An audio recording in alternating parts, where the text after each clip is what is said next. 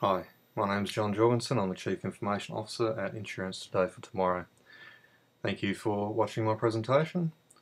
Today I'll be talking about cloud computing, the way of the future. The agenda for today's presentation is cloud computing explained. What are the advantages and the disadvantages? What are the risks? We'll have a look at a business case analysis and we'll do a sensitivity analysis on three options, which are moving all of our IT to the cloud, putting essential business only on the cloud, or keeping essential business in-house and putting the rest on the cloud. What is the purpose of this presentation? Well, the purpose of the presentation is to provide the board with enough information about cloud computing to make a decision to move away from traditional IT systems. This includes providing an analysis of the benefits of cloud computing and presenting a business case. At the end of the presentation, I'll be seeking approval to move forward with cloud computing for our business. So first of all, what is cloud computing? Well, cloud computing is access to computing services through a network, usually the internet. It is usually a sophisticated online service provided by companies such as Amazon and Google. This can include data storage and security and software services. Software services are referred to as software as a service, or SaaS. This is where consumers access software services through a device such as a smartphone or a laptop computer. This can include software as simple as word processing or as complex as payroll services. The cloud can also provide platform as a service, or PaaS. This is where users can gain access to a platform for the storage and distribution of software that they develop. There are three kinds of clouds available. They are public, private, and hybrid. The public cloud is provided by an organisation such as Amazon and Google and made available to the public for use. The private cloud model may be operated by a third party, but is provided for a single organisation. And lastly, the hybrid model is a combination of the two. The most suitable option for our company is a private cloud model, and the business analysis which I'll present shortly has been conducted on this option. What are some of the advantages of moving to cloud computing? Well, cloud computing is more cost effective than traditional IT systems, and this is due to economies of scale. With cloud computing, we would not be required to maintain our own servers, and therefore we would reduce our IT personnel significantly. With cloud computing, we would only pay for what we use. Therefore, instead of having large servers and maintenance overhead that sit idle not being used at full capacity, we would only pay for what we actually use of our IT system. This also translates into more flexibility and makes our business more agile. In a traditional IT system, such as the one we currently have, if we decided to introduce a new product which had large data storage requirements, we would need to upgrade our IT system to be able to cope with the extra data. This would have significant lead times, as we would need to analyse our needs, look at the market for what IT hardware was required, and then purchase and install that hardware.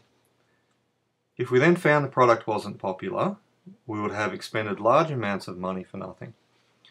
With cloud computing, we can increase and decrease our IT usage as required with very little lead time, which makes it a much more flexible way of managing our IT system.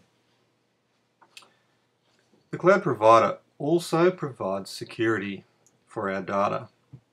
This has an added benefit that the cloud servers are located off-site, and as part of the cloud package, backup services are available. It would be cost prohibitive for us to maintain servers on two separate locations, whereas with the cloud we can do that. This is the current vulnerability with our existing IT system, as all of our servers are located in one location. Therefore, for example, if there was a fire in that building, it would destroy them. With cloud computing, we can have backup servers all over the world. Most providers also quote high availability levels of up to 99.9%. This far exceeds our current IT levels, which is another advantage of cloud computing. Some disadvantages, however, with cloud computing. These include loss of control over our infrastructure. Cloud computing requires high bandwidth, which would require us to upgrade our network access. As I stated earlier, most cloud computing networks are accessed through the internet, therefore we would have to increase our internet usage. The major disadvantage with cloud computing is that it relies on a third party, which is the cloud provider.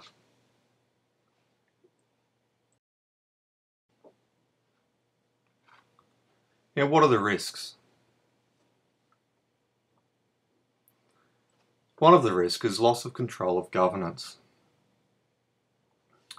As you know, our business in insurance is highly regulated, and if there is a risk, if we didn't choose the right cloud service provider, that we could inadvertently breach our governance requirements. This can be mitigated through prudent selection of the cloud provider. There is also a risk that data could be accessed through hacking of the cloud. This risk has been realised recently with the celebrity picture scandal attributed to iCloud, which I'm sure you've all seen in the media. There is also a risk present in our current IT system of hacking, however it is lower as it's not over the internet.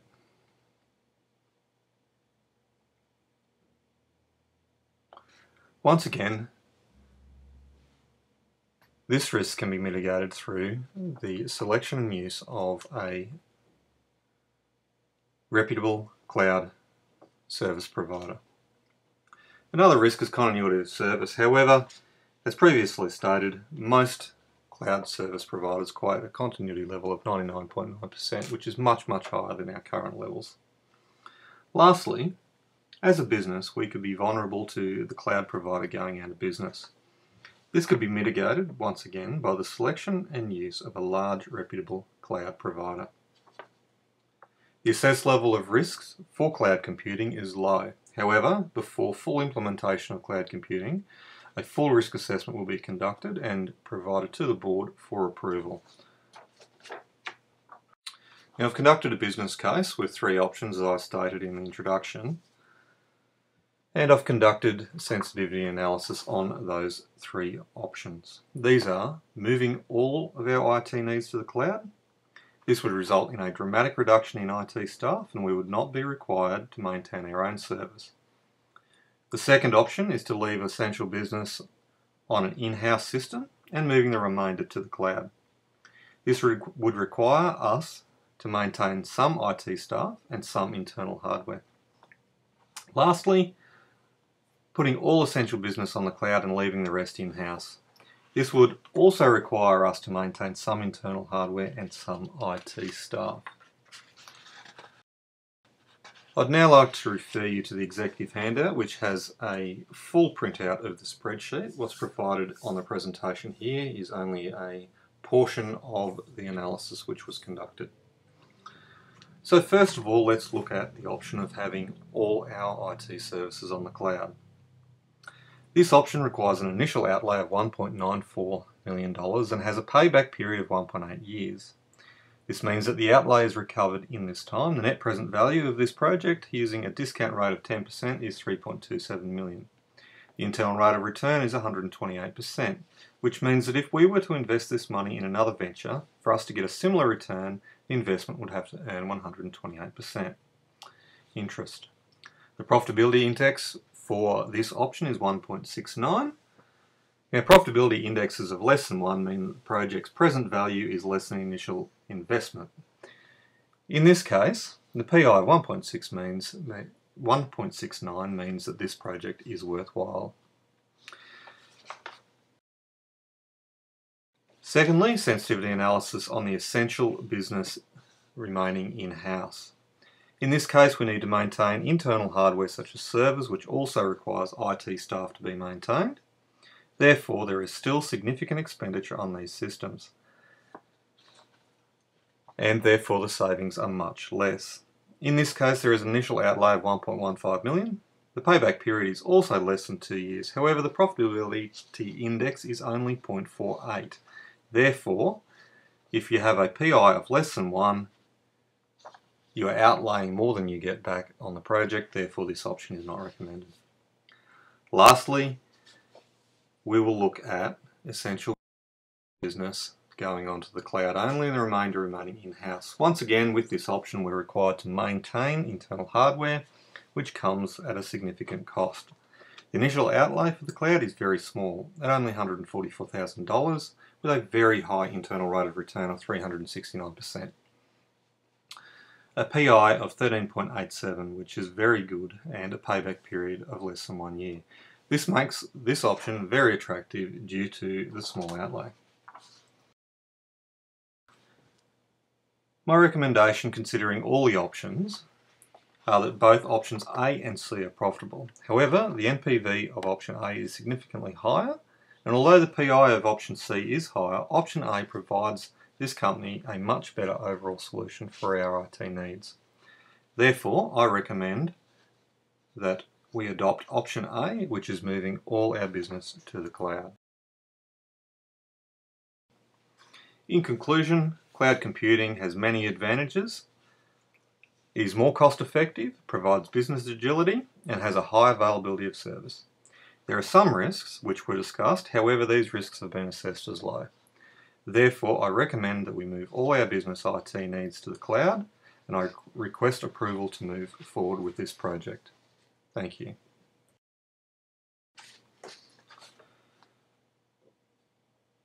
In conducting this project, I've learnt some lessons. These are that cloud computing is flexible, cost-effective, and has high availability of service. Cloud computing has inherent risks though, which is data security, continuity of service, and passing information to third parties, which may not be attractive to some companies. I've also learnt that calculating NPV, IRR, and payback period is very difficult without actual data. There are many organisations that provide cloud computing, such as Google, Amazon, Dell, Fujitsu, and Telstra. YouTube is a good resource for explanation of NPV, IRR, and payback period when this is not provided as part of the course.